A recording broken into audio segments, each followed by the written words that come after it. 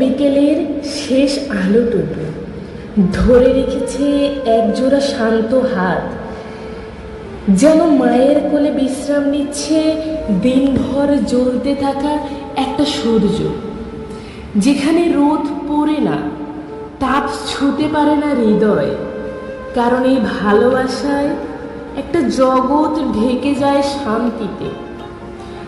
দিগন্তে যত আলো, তার চেয়েও বেশি আলো মায়ের চোখে, মায়ের হাতে।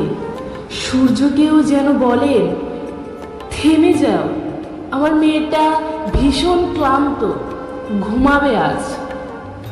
কেউ দেখে সূর্য ধরে রেখেছে এক নারী, আর আমি দেখি আমার মা।